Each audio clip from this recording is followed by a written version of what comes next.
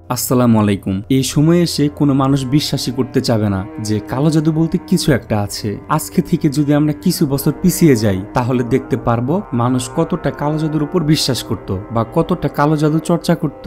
এখন যদি আমি তোমাকে বলি আগের দিনের মানুষরা জিনের সাথে মারামারি করত, এটা কি তুমি বিশ্বাস করবে? অবশ্যই করবে না। কিন্তু হ্যাঁ, আমাদের এই পৃথিবীতে এমন অনেক মানুষ আছে যারা জিনের সাথে সরাসরি মারামারি করেছে। এমন অনেক প্রমাণ তুমি পেয়ে যাবে। আগের দিনে যদি কারো বাচ্চা না হতো তাহলে তারা জিনের সাহায্যে নিয়ে তাদের গর্ভে বাচ্চা নিয়ে আসতো, যেমন সরাসরি জিনের সাথে শারীরিক সম্পর্ক করত। এমন আরো অনেক হারাম কাজ আছে যেগুলা জিন আর মানুষ একসাথে মিলিত হয়ে করেছে আল্লাহর বিরুদ্ধে গিয়ে, কিন্তু তাদের শেষ পরিণতি কখনোই ভালো হয়নি। তারা দুনিয়াতেই তাদের শাস্তি পেয়েছে। আমার এই চ্যানেলে জিনদেরকে নিয়ে অনেক এক্সপ্লেন আছে, সেগুলো চাইলে তুমি দেখে নিতে পারো। তো আজকের মুভিটা এতটাই ভয়ানক যে একটা মার করা ভুলের জন্য তার মেয়েকে সারা জীবন পস্তাতে হয়। তার মা কাউকে কথা দিয়েছিল, যে কথাটা সে রাখতে পারেনি। কি কথা দিয়েছিল আর কেন রাখতে পারেনি সেটাই জানবো আজকে। তো চলো জিনদের দুনিয়ায় পা রাখি। আর হ্যাঁ, চ্যানেলে নতুন হলে সাবস্ক্রাইব করে দিও, সাথে বেল আইকনটিও বাজিয়ে দিও। গল্পের শুরুতে আমরা শয়তানের একটি কথা শুনতে পাই। শয়তান মহান আল্লাহ তাআলাকে বলছে, তোমার ইজ্জতের কসম, আমি তাদের সকলের পথ ভ্রষ্ট করব। এখানে তাদের বলতে শয়তান মানুষদেরকে বুঝিয়েছে। গল্পের শুরুতে আমরা লিন্ডা নামে একটা মেয়েকে দেখতে পাই। লিন্ডা লিফট থেকে নেমে সামনের দিকে এগিয়ে যায়। লিন্ডা যাওয়ার পর আমরা লিফটের ভেতর একটা ভয়ানক কাউকে দেখতে পাই। যেহেতু লিন্ডা তাকে দেখতে পায়নি তাহলে অবশ্যই এটা জিন। লিন্ডা সামনের দিকে এগিয়ে যাচ্ছিল। কিছু দূর যাওয়ার পর তার মনে হয় হয়তো তার পিছনে কেউ একজন আছে। সে ভয় পেয়ে পিছনের দিকে তাকায়, কিন্তু সে সেখানে কাউকে দেখতে পায় না। রুমে যাওয়ার পর লিন্ডা যখন রুমের লাইট জ্বালায় তখন তার বন্ধুরা তাকে জন্মদিনের শুভেচ্ছা জানায়, কারণ আজকে লিন্ডার 21তম জন্মদিন ছিল। লিন্ডা যখন আগুনে ফু দেয় তখন তার মনে হয় কেউ তাকে বলছে তোমাকে জন্মদিনের শুভেচ্ছা, কিন্তু এই কথাটা একদমই মানুষের ছিল না। আর একটু পরে আমরা দেখতে পারি কিছু জিন তার দিকে এগিয়ে আসছে। এটা দেখে লিন্ডা প্রচুর ভয় পেয়ে যায়। আর তখন তার জ্ঞান ফিরে গাড়িতে। সে কোথাও একটা যাওয়ার জন্য বাসা থেকে বের হয়েছে, কিন্তু এতক্ষণ যা তার সাথে ঘটলো তার সবকিছুই কিন্তু সত্যি ছিল।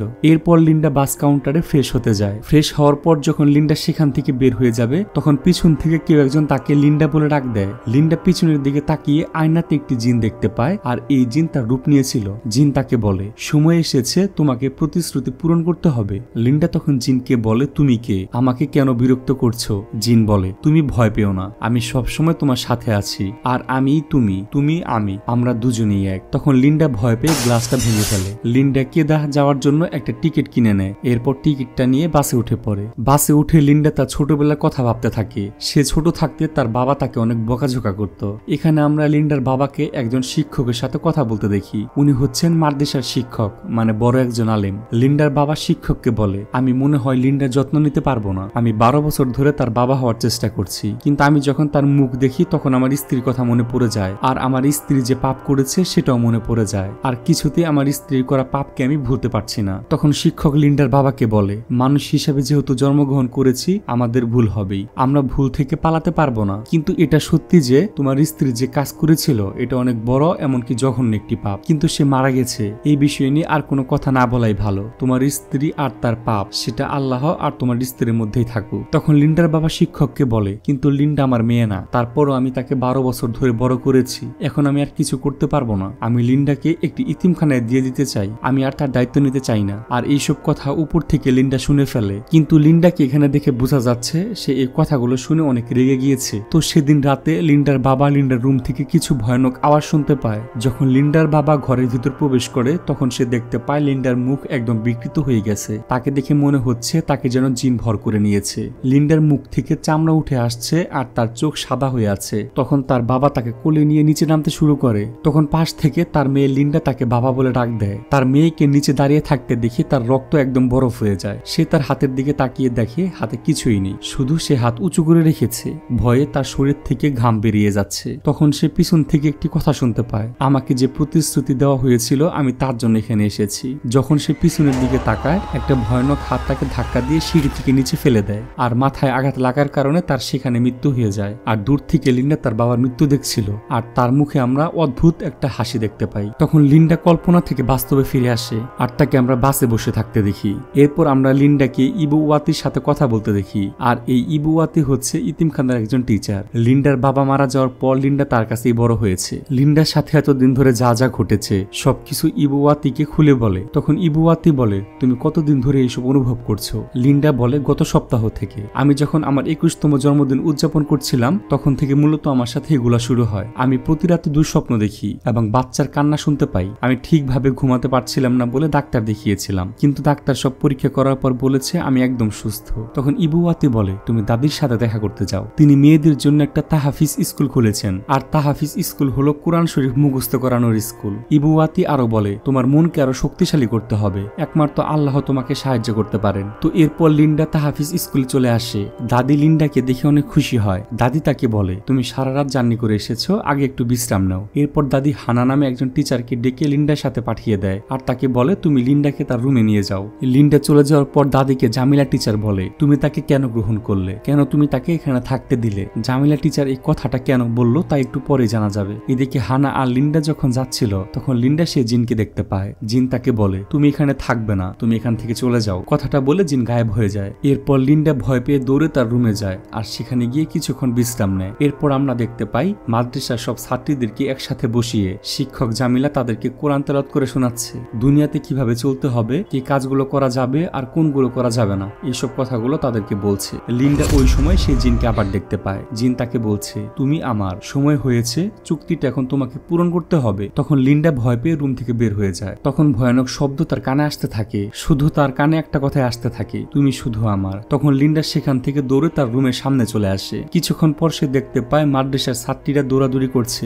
লিন্ডা একজনকে জিজ্ঞেস করে, কি হয়েছে, তোমরা এভাবে দৌড়াচ্ছ কেন? তখন ছাত্র লিন্ডাকে বলে, 3 নাম্বার রুমের মেয়েটি অদ্ভুত আচরণ করছে, তাকে দেখে এমন মনে হচ্ছে যে কোনো খারাপ জিনিস তার শরীরে ঢুকে গিয়েছে। তখন আমরা এমাকে দেখতে পাই, মানে 3 নাম্বার রুমের মেয়েটা, তার ভিতরে ভয়ানক জিন ভর করেছে, তাকে অনেক ভয়ঙ্কর লাগছে। সেখানে থাকা ছাত্রীরা এসব দেখে অনেক ভয় পাচ্ছিল, কেননা তারা এরকম ঘটনা এর আগে কোনোদিনও দেখেনি। তখন সেখানে শিক্ষক জামিলা চলে আসে আর তাকে শান্ত করার চেষ্টা করে। এমা যখন সেখানে লিন্ডাকে দেখতে পায় তখন সে অনেক ভয় পেয়ে যায়। এমা বলে, দয়া করে আমাকে ক্ষমা করবেন, আমি আর এরকম করব না, আমাকে মারবেন না। এই কথা বলে সাথে সাথে পানিতে লাফ দেয়। এখানে আমরা বুঝতে পারি এমাকে যে জিন পজেস্ট করেছে তার থেকে শক্তিশালী জিন লিন্ডার কাছে রয়েছে, আর এমার ভিতর থাকা জিন লিন্ডার জিনকে দেখতে পেয়ে অনেক ভয় পেয়ে যায়, তাই সে বারবার তার কাছে ক্ষমা চায়। এরপর সেখানে থাকা সব ছাত্রীরা পানিতে নেমে এমাকে পানি থেকে উঠিয়ে আনে আর তাকে কোনো রকম বাঁচিয়ে নেয়। এরপর জামিলা দাদির কাছে গিয়ে সব ঘটনা খুলে বলে, এমনকি দাদিকে আরো বলে, আমি চাই তুমি লিন্ডাকে তার আগের জায়গায় ফিরিয়ে দাও, কেননা আজকে লিন্ডার জন্য এমার উপর খারাপ জিন ভর করেছিল,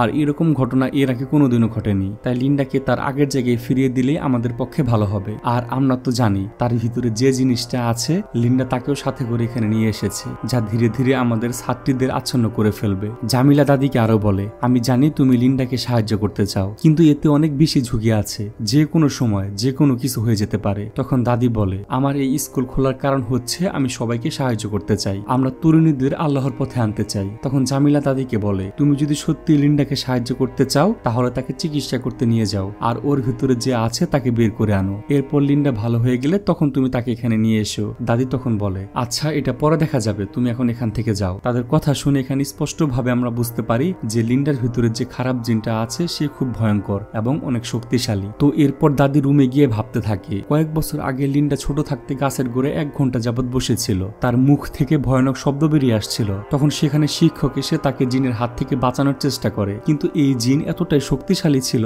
যে তাকে থাপ্পড় দিয়ে নিচে ফেলে দেয়। তখন দাদি তাকে গিয়ে শান্ত করে আর তার ভিতর থেকে জিনটা চলে যায়। এদিকে রাতে দেখা যায় লিন্ডার সাথে এসব ঘটনা ঘটছিল দেখে লিন্ডা এখান থেকে পালানোর সিদ্ধান্ত নেয়। সে রাতে পালিয়ে যাওয়ার সময় তার কানে সুন্দর কোরআন তেলাওয়াতের শব্দ ভেসে আসে। এই কোরআন তেলাওয়াতের শব্দটা তার কাছে অনেক মধুর মনে হয়। সে কোরআন তেলাওয়াতের শব্দ অনুসরণ করতে করতে একটি জায়গায় গিয়ে পৌঁছায়, আর এখানে আমরা দেখতে পাই মসজিদের ইমাম সুন্দর করে কোরআন তেলাওয়াত করছে।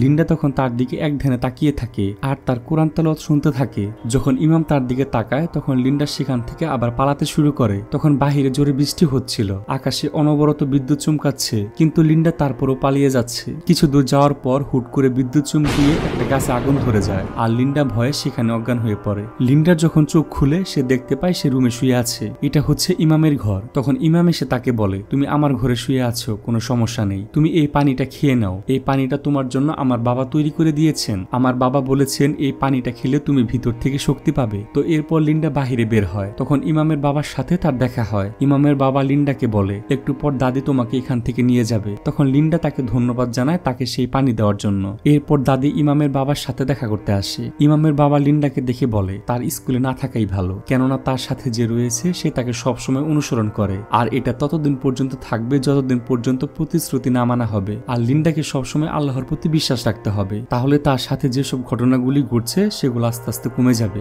আর অন্যদিকে আমরা দেখতে পাই লিন্ডা ইমামকে বলছে কাল রাতে তুমি কোন আয়াতটা তেলাওয়াত করেছিলে এটা তুমি আমাকে শিখিয়ে দাও। তখন ইমাম বলে সূরা আল মুমিন। এই সূরা আল্লাহর মহৎ আর ক্ষমতাকে ব্যাখ্যা করে। এরপর ইমাম সেই সূরার কিছু আয়াত একটি কাগজে লিখে দেয়, আর সেই কাগজ দেখে লিন্ডা একা একাই সূরাটা তিলাওয়াত করে। কিছুক্ষণ পর নামাজের সময় হলে লিন্ডা নামাজে দাঁড়িয়ে যায়, কিন্তু তখন তার মনে হয় তার পিছনে কেউ একজন দাঁড়িয়ে আছে। যখন লিন্ডা আস্তে আস্তে বুকে ভয় নিয়ে পিছনের দিকে তাকায়, সে দেখতে পায় সেখানে সেই জিন তার রূপ নিয়ে দাঁড়িয়ে আছে। লিন্ডা ভয় পেয়ে তাকে জিজ্ঞেস করে তুমি কে? জিন বলে আমি তুমি, আমরা দুজনেই এক, আমি সবসময় সেখানেই থাকবো, তুমি যেখানে থাকবে। এটা বলে ভয়ানক হাসি দিয়ে রুম থেকে চলে যায়। আর তখনই লিন্ডার ঘুম ভাঙে, মানে সে তখন স্বপ্ন দেখছিল। এরপর আমরা দাদিকে ফোনে কথা বলতে শুনি। দাদি এখানে ফোনে বলছিল আমি আরো সতর্ক থাকবো, আমি জানি না তার মায়ের ভুলের ফল লিন্ডাকে আর কতদিন সহ্য করতে হবে, আমরা এটাও জানি না তার সময় আর কতক্ষণ আছে। এরপর কথা শেষ করে দাদি যখন ঘরের দরজা খুলে দেখতে পায় লিন্ডা দাঁড়িয়ে আছে। তখন লিন্ডা তার দাদিকে বলে কিসের সময়ের কথা বললে আমাকে বলো, তুমি আমার সম্পর্কে কি জানো দাদি, সবকিছু আমাকে এখন খুলে বলো। তখন তার দাদি তাকে বলে তোমার মা কাউকে প্রতিশ্রুতি দিয়েছিল,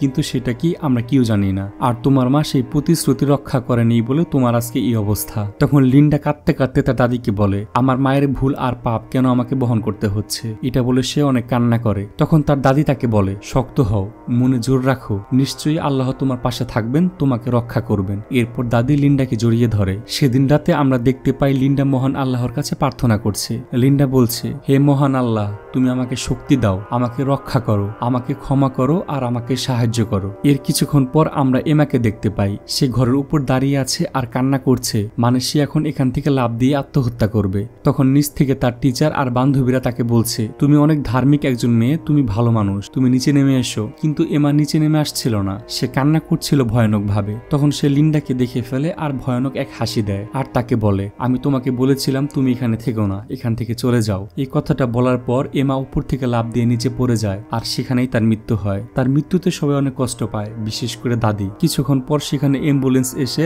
এমার লাশ পোস্টমর্টমের জন্য নিয়ে যায়। আর এদিকে লিন্ডা ভয় পেয়ে যখন সেখান থেকে চলে যাচ্ছিল, তখন জামিলা তাকে আটকায় আর তাকে অনেক বকাবকি করে যে তোর জন্য এইসব হয়েছে, আজকে তোর জন্য একটা মানুষের প্রাণ গেল। কিন্তু লিন্ডা তাকে বলে ম্যাম আমাকে আপনি ছেড়ে দেন, আমি এখান থেকে চলে যাব। কিন্তু জামিলা তারপরও তাকে অনেক বকা দিতে থাকে। তখন লিন্ডা তাকে বলে দয়া করে আমাকে বিরক্ত করবেন না, কিন্তু এই কথাটাও জামিলা শুনে না। তখন লিন্ডা রেগে গিয়ে ভয়ঙ্কর রূপ নিয়ে তাকে বলে বলছি না আমাকে বিরক্ত করবি না। আর এখানে আমরা বুঝতে পারি তার ভিতরে যে জিনটা রয়েছে, লিন্ডাকে যদি কেউ বিরক্ত করে তাহলে সে তার শরীর থেকে বের হয়ে আসে। তখন জামিলা তার এই ভয়ঙ্কর রূপ দেখে অনেক ভয় পেয়ে যায়, আর লিন্ডা দৌড়ে তার রুমে চলে আসে। আমরা দেখতে পাই লিন্ডা জামা কাপড় সব গুছিয়ে নিচ্ছে, কারণ সে এখন এই স্কুল থেকে সারা জীবনের মতো চলে যাবে। অন্যদিকে জামিলাকে দেখা যায় দাদির সাথে কথা বলছে। জামিলা দাদিকে বলে এখনই আমাদের কিছু একটা করা দরকার, কিন্তু দাদি বলে এখনো সময় হয়নি। তখন জামিলা দাদিকে বলে তুমি কি দেখতে পাচ্ছ না আমাদের একজন ছাত্রী মারা গিয়েছে, তুমি এখন আপাতত কিছু একটা করো, না হলে আমি নিজেই করব। কিন্তু দাদি তাকে অনেক বোঝানোর চেষ্টা করে যে এখনো সময় হয়নি, কিন্তু জামিলা তার কোনো কথা না শুনে তার গাড়ি নিয়ে বের হয়ে পড়ে। গাড়ি নিয়ে কিছু দূর যাওয়ার পর দেখতে পায় লিন্ডা এই স্কুল থেকে চলে যাচ্ছে। তখন জামিলা তাকে জোর করে তার গাড়িতে বসিয়ে নেয়। লিন্ডা প্রথমে গাড়িতে উঠতে চাচ্ছিল না, সে বলছিল আমি চলে যাচ্ছি, আমাকে যেতে দাও, আমি আর কখন এখানে আসবো না। কিন্তু জামিলা তার কোনো কথাই শুনে না, তাকে জোর করে গাড়িতে উঠিয়ে নেয়। গাড়ি যখন চলতে শুরু করে তখন লিন্ডা জামিলকে বারবার বলে তাকে নামিয়ে দেওয়ার জন্য, কিন্তু জামিলা তখনও তাকে অনেক বকা দেয়। লিন্ডা বারবার তাকে বোঝায় সে কোনোদিনও এদিকে আসবে না, কিন্তু জামিলা তার কোনো কথা শুনে না। তখন লিন্ডা রেগে যায় আর তার ভিতরে থাকা জিন সামনে চলে আসে। তাকে এরকম ভয়ঙ্কর অবস্থা দেখে জামিলা গাড়ির নিয়ন্ত্রণ হারিয়ে ফেলে আর গাড়িটা সোজা নিচে পড়ে যায়। অ্যাক্সিডেন্ট হওয়ার পর জামিলা অজ্ঞান হয়ে গেলেও লিন্ডার জ্ঞান ছিল। তখন লিন্ডা জামিলকে গাড়ি থেকে বের করে আনে আর তখনই গাড়িটা ব্লাস্ট হয়, কিন্তু তারা দুজনেই সেখানে অজ্ঞান হয়ে গিয়েছিল। এরপর লিন্ডার যখন চোখ খুলে তখন সে তাকে হাসপাতালে দেখতে পায়। তার সামনে একজন মেয়ে দাঁড়িয়ে আছে। মেয়েটা লিন্ডাকে বলছে আমি তোমার মা হই, আমি কখনো আর তোমাকে ছেড়ে যাব না। তখন লিন্ডা তার মাকে জড়িয়ে ধরে, কিন্তু আমরা তো জানি লিন্ডার মা অনেক আগেই মারা গিয়েছে, তাহলে এখানে এই মেয়েটাকে। যখন লিন্ডা আয়নার দিকে তাকায় তখন সে দেখতে পায় তার মায়ের জায়গায় ভয়ঙ্কর এক পচা গলা দেহ দাঁড়িয়ে আছে। এটা দেখে সে ভয়ে চিৎকার করে উঠে আর সাথে সাথে তার ঘুম ভেঙে যায়। মানে লিন্ডা এতক্ষণ যাবৎ হাসপাতালে শুয়ে স্বপ্ন দেখছিল। এর কিছুক্ষণ পর লিন্ডার সাথে দেখা করতে আসে সেই মাস্টার, যাকে আমরা গল্পের শুরুতে দেখেছিলাম লিন্ডার বাবার সাথে কথা বলতে। এখানে তাদের মধ্যে অনেক কথা হয়। তো এরপর যখন মাস্টার সেখান থেকে চলে যেতে নেয়, তখন লিন্ডা গিয়ে তাকে বলে, আমি আমার মায়ের কবরটা একবার দেখতে চাই, কারণ আমার বাবা কোনোদিনও আমার মায়ের কবরের কাছে আমায় নিয়ে যায়নি। আমাকে একটু আমার মায়ের কবরটা দেখান। আর লিন্ডা মাস্টারকে চাচা বলে ডাকতো। এরপর মাস্টার তাকে তার মায়ের কবরের কাছে নিয়ে যায়। লিন্ডা তখন তার চাচাকে বলে, আমি এখন প্রায় সময় আমার মায়ের কথা ভাবি, কিন্তু জানি না কেন এখন আমি আমার মায়ের কথা ভাবি। আপনি কি এই বিষয়টা আমাকে একটু বলতে পারেন? লিন্ডা তার চাচাকে এটাও জিজ্ঞেস করে, আমার জন্মের সময় কি হয়েছিল? তখন তার চাচা তাকে বলে, সন্ধ্যা হয়ে আসছে, চলো আগে বাড়ি যাই। এরপর লিন্ডাকে নিয়ে তার চাচা বাড়িতে চলে আসে। সেদিন রাতে লিন্ডা যখন বিশ্রাম করছিল, তখন তার কানে তার মায়ের শব্দ আসে। তার মা তাকে বলছে,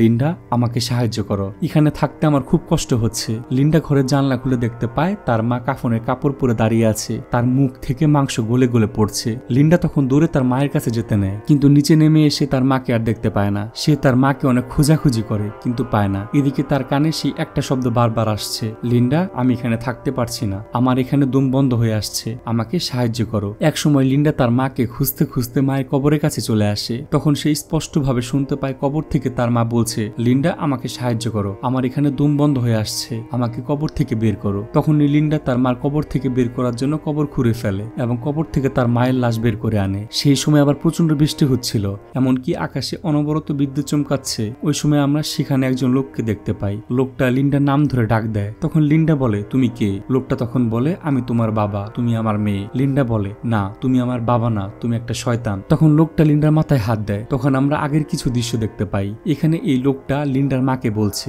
আমি তোমার স্বপ্ন আর ইচ্ছা পূরণ করতে পারি। আর এই মেয়েটা যে শুয়ে আছে এটাই হচ্ছে লিন্ডার মা। এখানে লিন্ডার মায়ের কোনো বাচ্চা হচ্ছিল না, তাই সে এই শয়তানের আশ্রয় নিয়েছিল। তখন এই ছেলেটা তন্ত্রমন্ত্র পরে তার শরীরে কিছু ফুল ছিটিয়ে দেয় আর তার সাথে শারীরিক সম্পর্ক করে। এরপর আবার বাস্তবে চলে আসে। তখন লোকটা লিন্ডাকে বলে, তুমি আমার সন্তান, তুমি আমার বংশ থেকে এসেছো, আর তোমাকে তোমার মায়ের প্রতিশ্রুতি পূরণ করতে হবে। তখন লিন্ডা বলে, তুমি একটা শয়তান, আর আমি তোমার কোনো প্রতিশ্রুতি পূরণ করব না। তখন লোকটা তাকে বলে, আমার বংশধর তোমার বহন করতেই হবে, তোমার মায়ের সাথে আমার এই চুক্তিটাই হয়েছিল, আর আমার যত বাচ্চা হবে আমি মানুষের উপর তত বেশি ক্ষমতা দেখাতে পারবো। লোকটা তখন তার জাদুর মাধ্যমে কবর থেকে লাশ উঠিয়ে আনে। লিন্ডা তখন বুদ্ধি করে সেই কাগজটা বের করে, যেখানে সেই আয়াতগুলো লেখা ছিল, এবং সেই আয়াতগুলো পড়ার কারণেই লোকটার শক্তি কমতে থাকে আর সে সেখান থেকে উধাও হয়ে যায়। এরপর লিন্ডাকে আমরা আবার হাসপাতালে দেখি, কারণ সে সেখানে অজ্ঞান হয়ে গিয়েছিল।